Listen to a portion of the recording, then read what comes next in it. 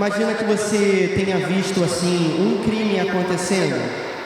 Aí imagina que você assim testemunhou esse crime e você viu o criminoso com o instrumento do crime nas mãos e você viu ele executando mesmo esse crime.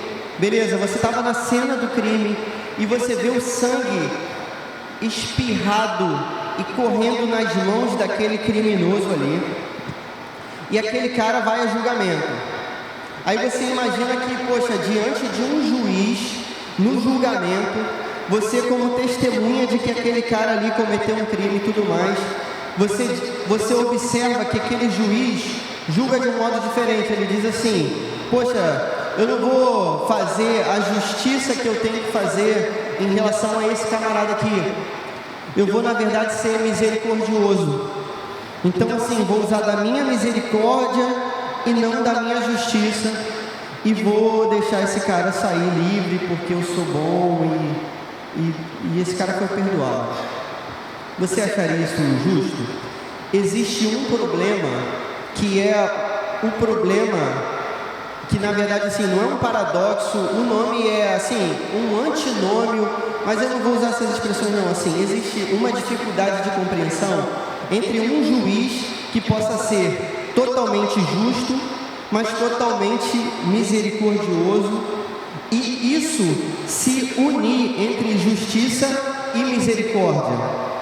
Entende? A gente pensa assim, pô, para o cara ser justo ele não pode ser misericordioso. Por exemplo, nas tradições orientais, no Japão, por exemplo, acredita-se que um juiz, ele não pode ser bom nem mau. Porque se ele for mau, ele vai imputar uma pena maior do que a pena que deveria ser executada naquele tribunal, ali naquele momento. Está conseguindo entender o que eu estou falando? Ao mesmo tempo, se ele for bom, poxa, ele vai agir com misericórdia. E aí, de repente, ele vai aliviar a pena daquele camarada. Bom, a gente acharia isso naquele julgamento, de repente, injusto. Mas imagina, cara, se você, lembrando da cena do crime, você veja que o que você viu não foi nada além de você mesmo naquela cena. O criminoso era você, com o instrumento do crime, com sangue espirrado na sua roupa, na cena do crime, e você sendo arrastado para o tribunal. Você gostaria que esse juiz agisse com misericórdia na sua vida?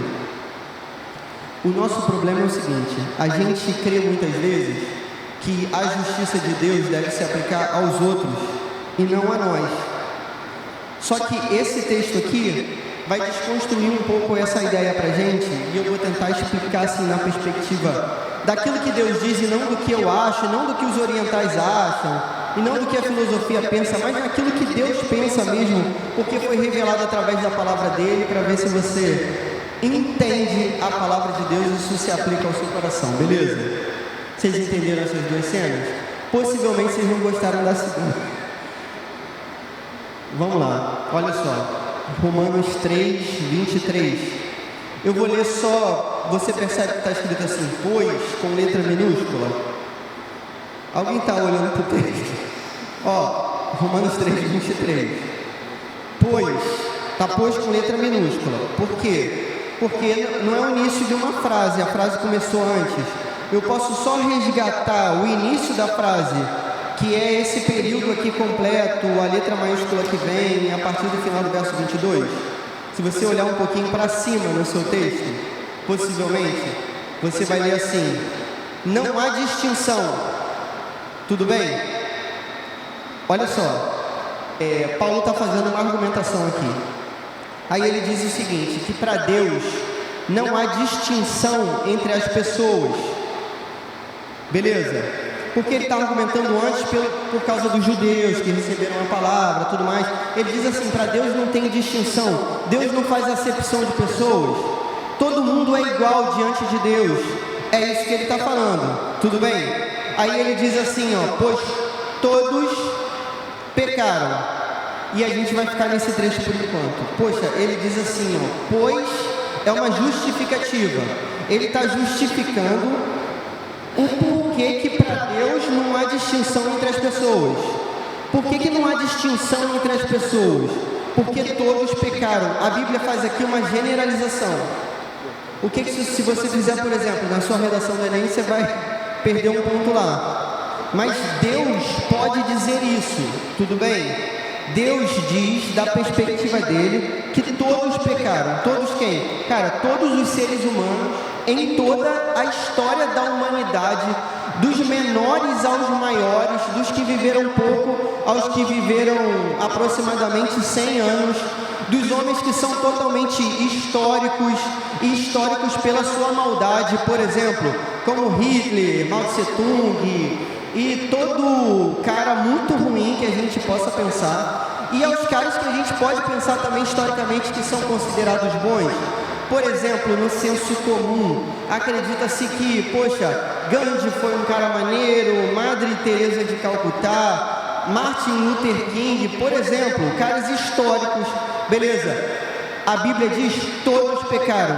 Ah, e as crianças pecaram, e os idosos pecaram, todos pecaram, beleza? Se você conhece uma pessoa boa, por exemplo, pô, Clóvis, eu conheço uma pessoa muito maneira, por exemplo, minha avó.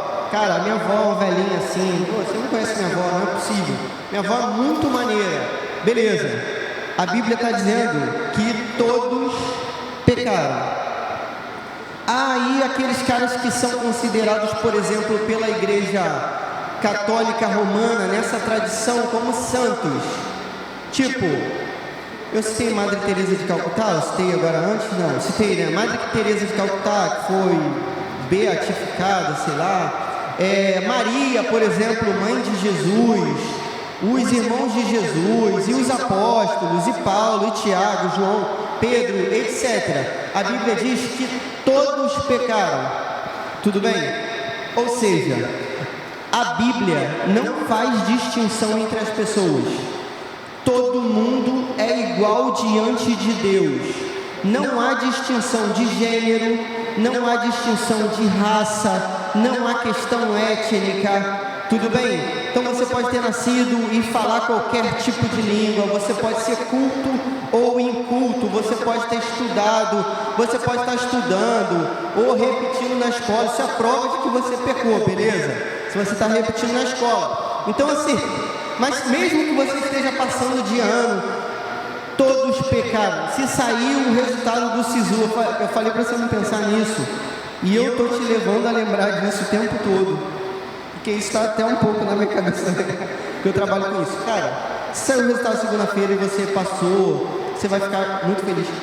Todos pecaram. Todo mundo compreendeu? Agora, o que é pecado? Cara, a palavra que é usada no Novo Testamento, sim, eu vou falar a palavra por curiosidade, eu sei que isso não interessa a ninguém, mas a palavra é hamartia. O que é hamartia? Num conceito grego clássico, a hamartia é um tipo de erro que você comete e te leva para um resultado extremamente terrível. É o erro clássico e trágico em todas as tragédias gregas. Então, assim, esse pecado que você cometeu não é nada muito simples diante de Deus, mas é algo totalmente terrível que te levará necessariamente, e a mim também, para um resultado extremamente trágico nas nossas vidas.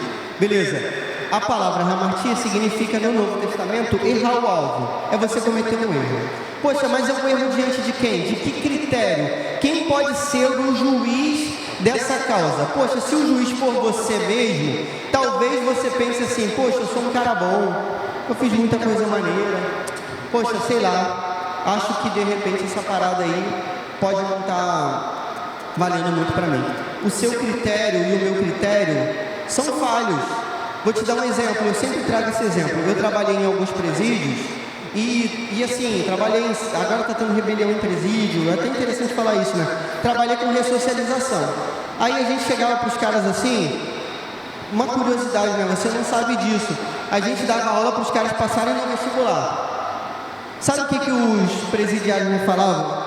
Assim, em maioria, a gente quer passar no vestibular e a gente quer sair daqui para o regime extramuros, porque tem 3 regimes, né? Tem um fechado, O semi-aberto, que o cara fica solto dentro da cadeia, mas não sai. E o extramuros, o pessoal acha que semi-aberto já vai para fora. Ah, eu quero ficar no extramuros para eu meter o pé. Nunca mais vou voltar para essa cadeia aqui, vou fugir. Era assim. Era assim, os caras queriam fugir, simplesmente. Em sua maioria. Aí beleza. Você chegava para um cara daquele e perguntava assim: poxa, mas você acha assim que você é traficante, torturou os outros dentro da comunidade, matou, roubou o dinheiro da galera e cobrava dinheiro de gatunete, de gás, sei lá o que. Você se acha uma pessoa justa? Ele ia dizer: claro que eu sou, claro que eu sou, claro que eu sou, claro que eu sou. Você se acha uma pessoa justa? Possivelmente sim. Se você não se acha, é porque você já foi regenerado, beleza? Essa parte da palavra não está servindo para você. Mas você entende? Cara, a gente se acha justo geralmente. Mas quem que vai ser o juiz que vai julgar e é diante de quem que todos pecaram? Poxa, beleza. A gente vai ser julgado por uma pessoa, um Deus infinito, pessoal, beleza? Totalmente santo, que a Bíblia descreve como santo, santo, santo. Alguém que não tem falha alguma, totalmente maior do que o nosso conhecimento, do que a nossa potência, do que o nosso poder. Aquele que é totalmente puro e é totalmente amor, e é totalmente amável e é misericordioso, mas também é justo. A gente vai ser julgado por esse ser. O pecado diante de Deus, ainda que para você pareça pequeno, para Deus é algo bastante abominável e terrível e odioso. Tudo bem?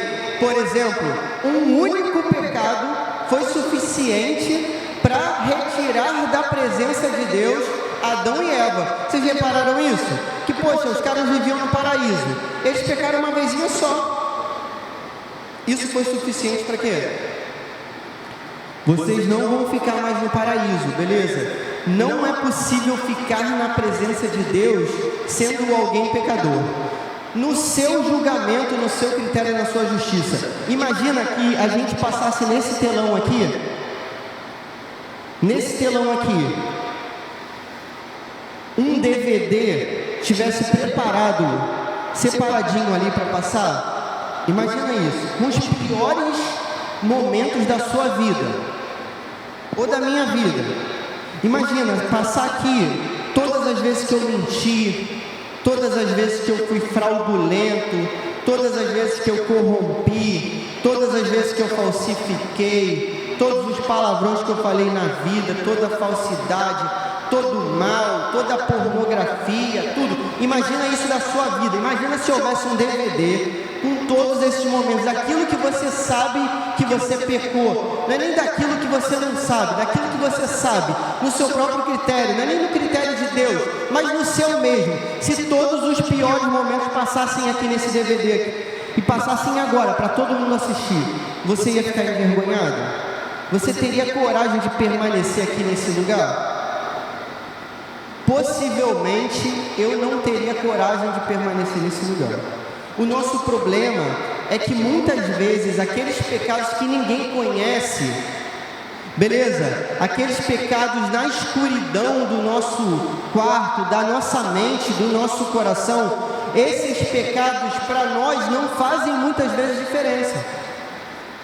Só fazem diferença quando alguém descobre, quando alguém sabe.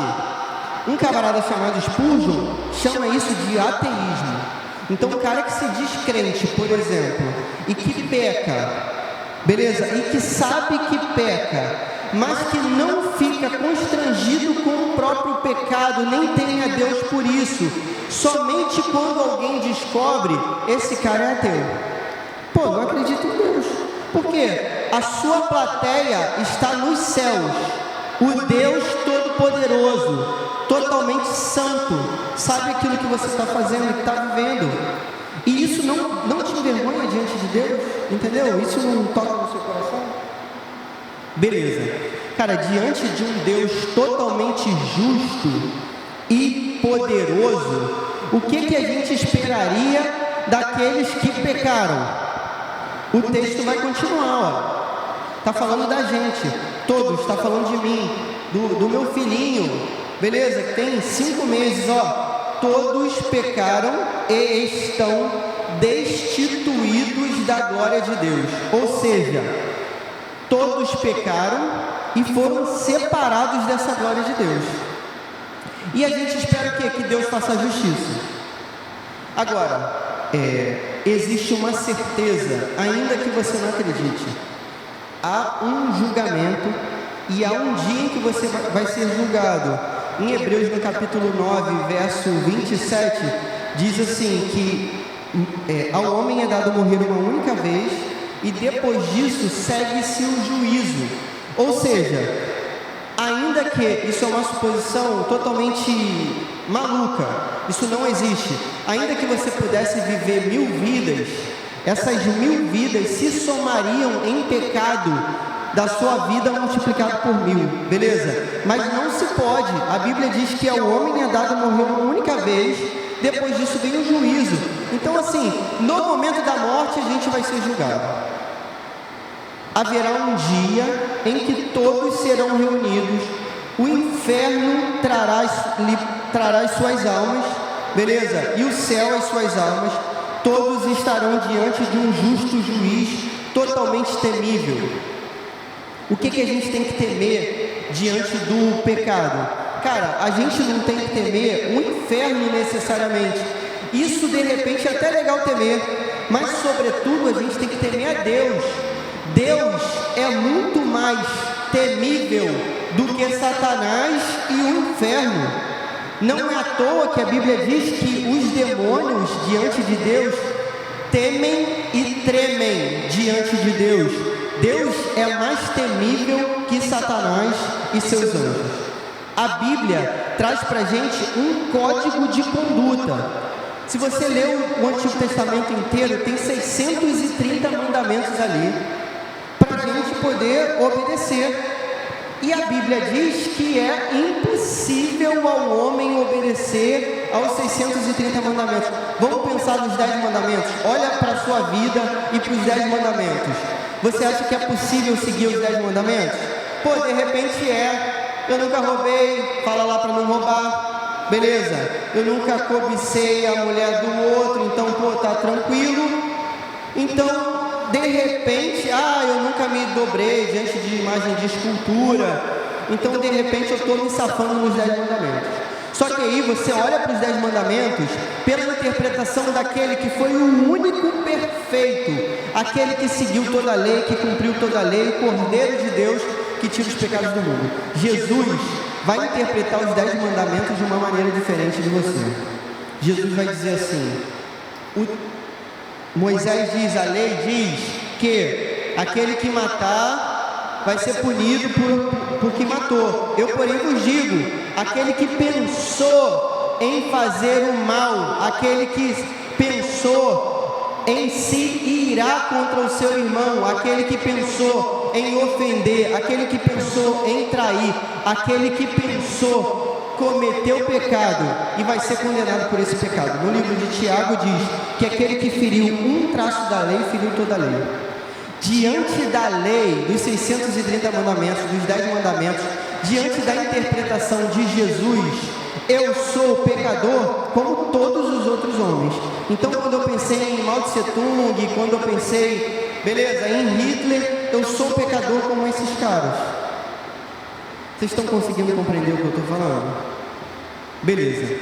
Jesus ainda traz para a gente algo mais terrível do que qualquer palavra de condenação para a sua vida. Porque Jesus diz o seguinte, quando perguntam para ele assim, Senhor, qual é o maior dos mandamentos? Ele diz, ouve, ó Israel, o Senhor Deus é o único Deus. Amarás o Senhor teu Deus de todo o teu coração, com toda a tua força, com toda a tua alma e com todo o teu entendimento. Beleza? Esse é o maior dos mandamentos.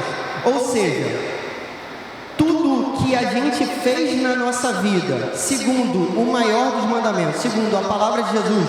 Aí, por exemplo, segundo a confissão de fé de Westminster, que diz que o propósito do homem, né, é glorificar Deus, gozá-lo para sempre. Cara, se você fez alguma coisa que foi para qualquer um que não tenha sido como glória para Deus com toda a sua força. Se em algum momento da sua vida você não gastou a sua força para glorificar a Deus, beleza? Com todo o seu coração, com toda a sua alma, com todo o seu entendimento, poxa, isso também é pecado.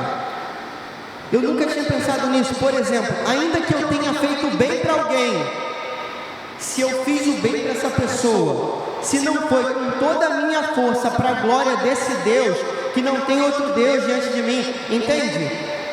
Se eu fiz algo que não foi para a glória de Deus, isso é pecado. Por exemplo, eu estou achando que eu estou pecando, poxa, seria um pensamento legal, perdendo horas da minha vida fazendo qualquer besteira que não tenha significado. O exemplo que eu trago é sempre jogar LOL. É o exemplo que eu tenho, mas pode ser qualquer um, ficar mexendo na internet, acessando bobagem, beleza, estou lá perdendo tempo, cara, eu estou fazendo isso para a glória de Deus, é pecado. Eu parei de jogar LOL, mas você fez alguma coisa para a glória de Deus, então é pecado.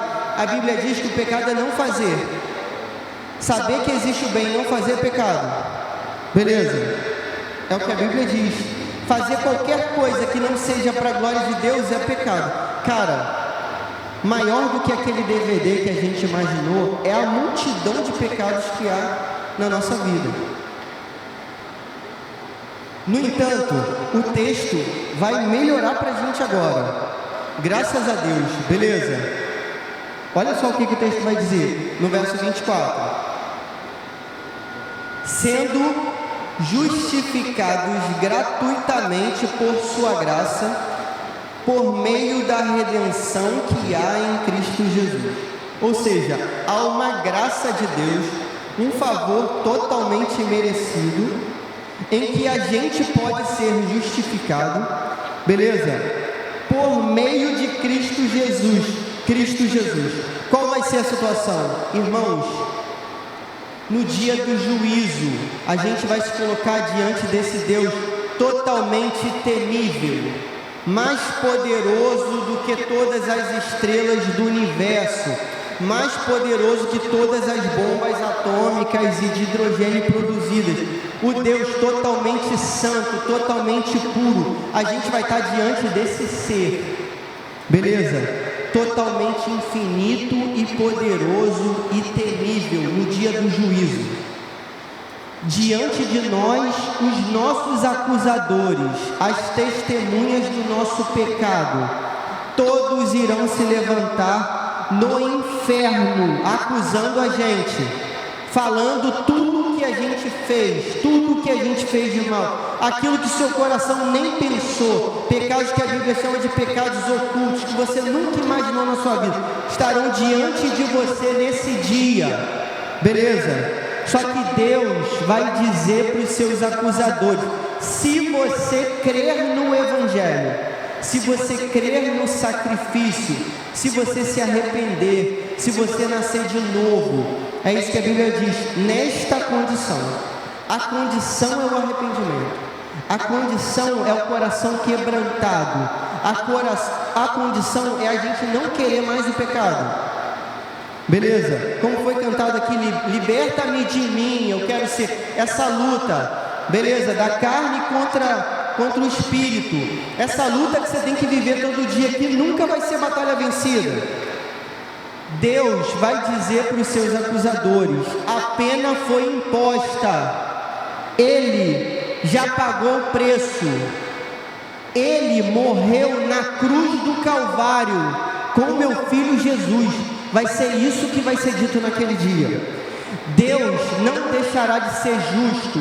A mão da justiça de Deus e a mão da misericórdia de Deus vão se unir no dia do juízo na pessoa de Jesus Cristo. O Salmo 85:10 diz assim, que a justiça e a paz se beijarão. Quem sofre a justiça nunca está em paz.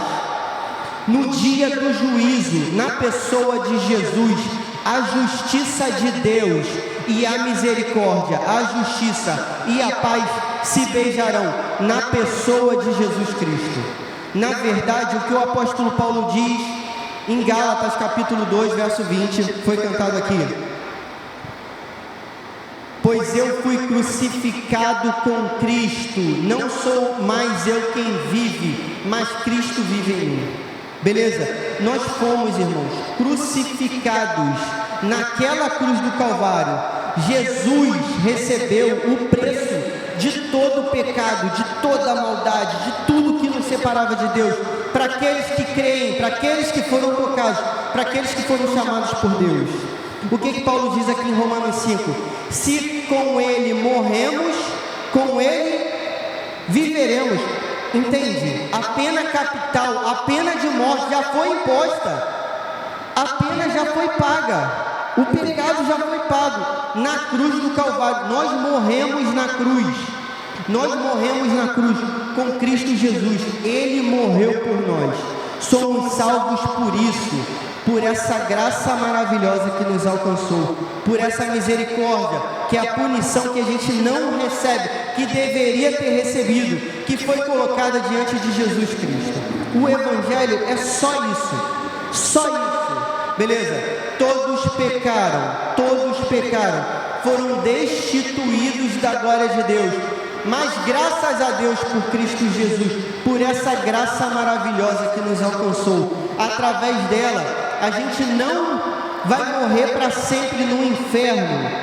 Tudo que vai ser dito naquele dia do juízo vai ser verdade. No entanto, todo o preço foi pago por Jesus. Diante disso, o meu coração se enche de vontade de glorificar esse Deus todo-poderoso, e esse Deus que me perdoou e que é justo e misericordioso ao mesmo tempo. E essa palavra é a palavra que tem que ficar gravada no meu coração para sempre. Diante dos nossos acusadores, a gente vai poder dizer isso também. Diante dos nossos acusadores. E a justiça de Deus será feita. Aqueles que não se arrependeram, aqueles que são impenitentes, aqueles que não querem saber do sangue, aqueles que se acham maiores do que são, aqueles que não se consideram pecadores, todos esses vão ser punidos. Amém, irmãos? Você quer glorificar a Deus pela graça, pelo sangue derramado? Vamos orar junto, vamos orar, feche seus olhos. Senhor, muito obrigado, Senhor. Eu sei que eu sou pecador, Pai. Eu sei que eu sou pecador. Obrigado, Senhor. Eu sei que eu não mereço nada que venha do Teu reino. Eu sei, Pai, que só a Sua misericórdia, Pai, só a Sua graça. Eu sei, Pai, que o preço que foi pago foi um preço muito alto, Pai. Eu sei, Pai, que foi preço de cruz, Pai. Essa pena de morte, essa pena capital imposta em Jesus. Pai, a minha vida estava nele na cruz do Calvário. A vida dele está na minha vida agora. Pai, em nome de Jesus, eu quero viver somente o Teu Evangelho, Senhor. Em nome de Jesus, Pai. Eu quero gravar essa palavra no meu coração. Isso é mais importante do que tudo, Pai. Em nome de Jesus, Pai. Que eu grave essa palavra no meu coração e que eu viva penitente, arrependido, Pai, sabendo que todo pecado que eu escondo, na verdade, é ateísmo, Pai. Eu quero acreditar que o Senhor enxerga todas as coisas. Se eu fizesse a minha casa na profundeza do abismo, o Senhor estaria lá no mais alto dos montes. O Senhor estaria lá. Os Teus olhos veem todas as coisas. Pai, o Senhor conhece o meu coração. O Senhor sabe qual é o meu coração, pior do que eu acho que é, Pai. Em nome de Jesus, eu sei que o Senhor olha para mim com misericórdia, porque o Senhor olha para mim através do sangue de Jesus, o sangue derramado que me purifica de todo pecado. Pai, eu Te louvo por essa palavra, que é a palavra de salvação, Pai. É a palavra de salvação. Eu Te louvo, Pai. Se eu não soubesse do preço, se eu não soubesse desse valor, Pai, do sacrifício de Jesus, a minha vida seria uma miséria hoje, Pai, totalmente miserável, Pai. Em nome de Jesus eu Te louvo e Te agradeço, Pai. Eu peço que o Senhor aplique essa palavra nos corações aqui essa noite, Pai. Aqueles que duvidam da salvação, Pai, em nome de Jesus, que tenham certeza da salvação, porque creem nesse sacrifício. Aqueles que não se consideram pecadores, Pai, que o Senhor convença do pecado. Só o Teu Espírito Santo pode convencer do pecado. Só pode trazer essas pessoas para o Teu coração, Pai. Essa é uma obra Tua e eu coloco nas Tuas mãos, Senhor. Em nome de Jesus, amém.